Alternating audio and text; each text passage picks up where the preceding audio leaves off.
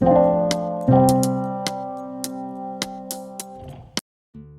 दोस्तों, स्वागत है आपका JNT ऑनलाइन क्लासेस में।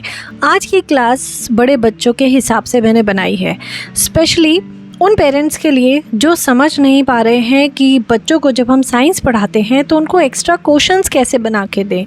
क्योंकि एक्स्ट्रा क्वेश्चन अब या तो ट्यूशन टीचर बना दे या फिर जो स्कूल टीचर है वो बना दे। नहीं, ऐसा नहीं है। एज अ पेरेंट्स हमारी भी इक्वली रिस्पॉन्सिबिलिटी बनती है कि हम बच्चों को खुद से टेस्ट पेपर बना के दें, उनको चैप्टर इस तरह से कवर कराएं। भले ही ठीक है आपको नहीं समझ आ रहा पढ़ाने में, कोई बात नहीं, लेकिन आप बिना समझाए भी टेस्ट पेपर खुद से बना सकते हैं। उसका क्या तरीका होता है आज मैं बताने वाली हूँ।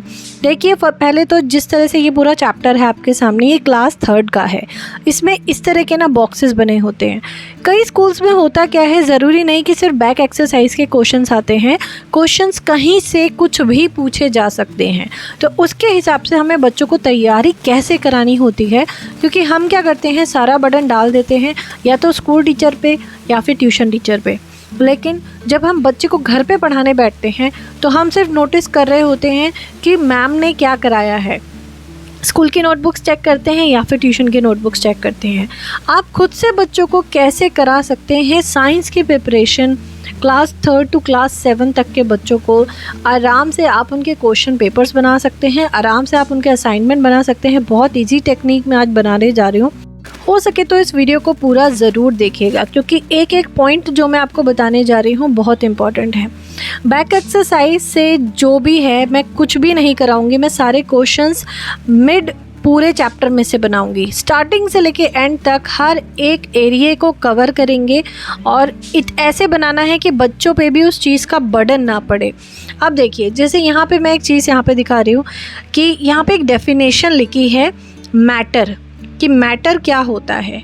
ठीक, यहाँ पे हमने एक डेफिनेशन देखी और हमने बस क्या करना है, इस तरह का एक पेपर उठाना है जो 1 लाइन वाली शीट होती है, जैसे एग्ज़ाम पेपर में मिलती है, बिल्कुल उस तरह की शीट्स मैं ले लेती हूँ और इसी तरह से अपने ट्यूशन के बच्चों को भी प्रिपरेशन कराती हूँ।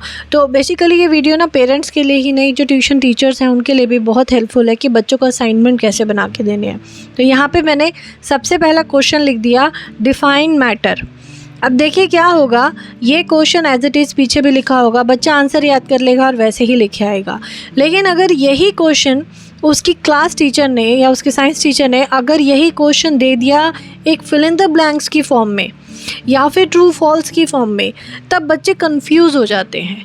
डेफिनेटली होते हैं, हर बच्चा क्वेश्चन के हर अलग अलग फॉर्म्स को नहीं समझ पाता कि क्वेश्चन कितनी तरह से घूम के आ सकता है।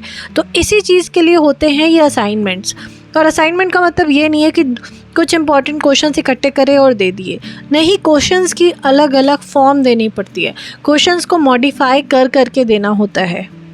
अब यहाँ पे मैंने डिफाइन मैटर भी लिखा है और उसके साथ में मैंने आंसर भी लिखा है और उस आंसर के नीचे अब मैं उसी को एक फिल इन द ब्लैंक्स के फॉर्म में भी दे रही हूँ। यहाँ पे बच्चे को दोनों तरह से पता चल गया कि मुझे आंसर कैसे करना है।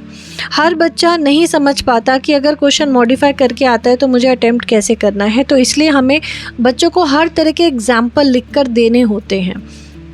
जैसे आप यहाँ पे देख सकते हैं, लिखा है matter exist in 3 different form, solid, liquid and gas.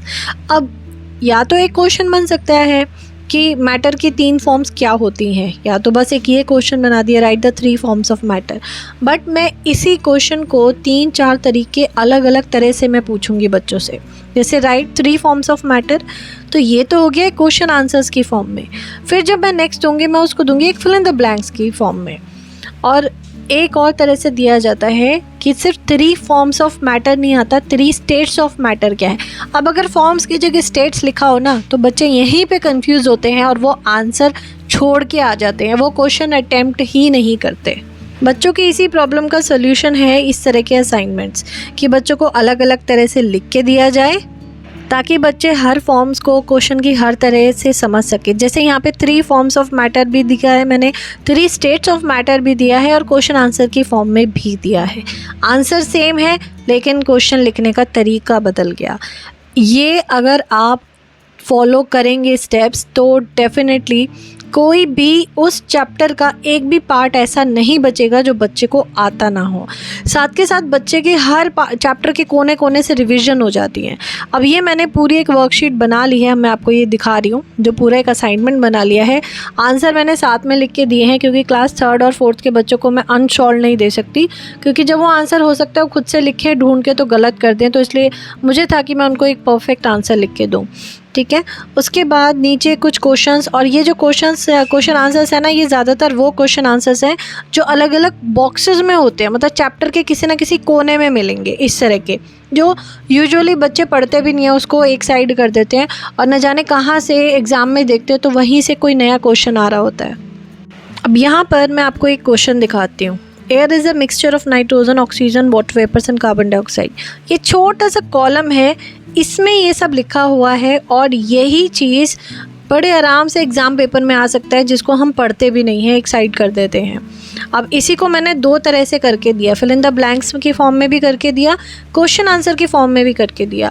कुछ चीज़ों के मैंने हिंदी में मीनिंग भी लिख दिए ताकि बच्चों को, जैसे कैम्फर है, नैफ्थलीन बॉल्स है, तो ये चीज़ें बच्चों को कई बार समझ में नहीं आती हैं, तो वो घर पे भूले ना, अगर वो खुद से स्टडी कर रहे होंगे तो भूलेंगे नहीं। अब बारी आती है क्लास 3rd के ही एक और बच्चे की, मीन्स ऑफ कम्युनिकेशन चैप्टर है। अब देखिए, ये चैप्टर बहुत इजी तरीके से वैसे दिया हुआ है, जो स्कूल की बुक है, और इसमें से मैंने क्या करा है, जितने भी स्टार्टिंग जो मैंने ली है वो फिल इन द ब्लैंक्स की फॉर्म में ली है। मैं आपको दिखाती हूँ, जितना भी स्टेप लिखा था मीन्स ऑफ कम्युनिकेशन में, यहाँ पर एक क्वेश्चन था कि जो लेटर पोस्ट करते हैं तो लेटर किस तरह से, वो पूरा प्रोसेस क्या है कि वो अपने डेस्टिनेशन तक कैसे पहुँचता है। अब ये जो पूरा टॉपिक है, इसको वैसे तो याद नहीं करा सकते, लेकिन फिल इन द ब्लैंक्स की फॉर्म में हम बच्चों को समझा भी सकते हैं और याद भी करा सकते हैं। और कुछ क्वेश्चन पॉइंट वाइज मैंने बना के दिए हैं, बच्चा एक नहीं तो एटलीस्ट 2 पॉइंट या 3 पॉइंट कुछ तो करेगा, 3 नहीं करे तो 2, 2 नहीं तो 1, लेकिन बच्चा आंसर छोड़ के नहीं आएगा। उसके बाद स्टार्ट होता है यहाँ पे मेरा क्लास 7th का चैप्टर। क्लास 7th के चैप्टर में आपको थोड़ा सा नॉलेज साइंस की होना ज़रूरी है, क्योंकि 6-7 से लेवल थोड़ा इंक्रीज़ हो जाता है साइंस का, तो वहाँ पे सबसे पहले तो आपको खुद चैप्टर एक बार रीड करना पड़ेगा।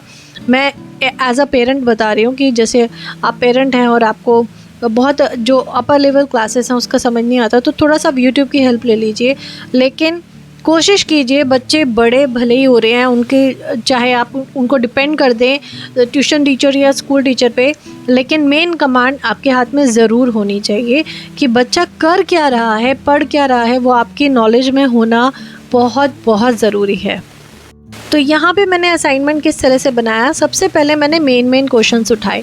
मेन क्वेश्चन मतलब जो हेडिंग्स होती है, जो हाईलाइटेड होती है ना चैप्टर के बीच बीच में, उसके बाद कीवर्ड्स ले लिए, कीवर्ड्स के बाद कुछ डायग्राम ले लिए, फिर उसके बाद कुछ डिफरेंसेस ले लिए, डिफरेंस बिटवीन जो होते हैं, तो इन सबको मिक्स करके मैंने एक पूरा असाइनमेंट रेडी कर दिया। जैसा कि आप देख सकते हैं सामने, पहले मैंने फिल इन द ब्लैंक्स लिए हैं, सारे फिल इन द ब्लैंक्स को कवर किया, जितने भी मतलब हाईलाइटेड ऑप्शन थे ना उनको फिल इन द ब्लैंक्स की फॉर्म में लिया।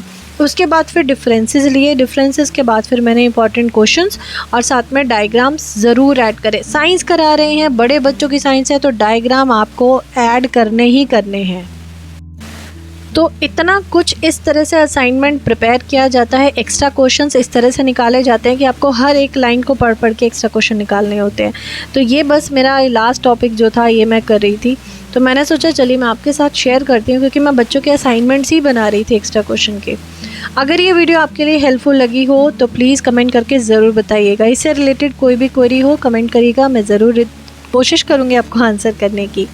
इसी के साथ मैं करती हूँ इस वीडियो का and. So hope you like this video. Channel पे न्यू है तो ज़रूर करिएगा सब्सक्राइब, वीडियो पसंद आए तो लाइक करना ना भूलें। Good bye.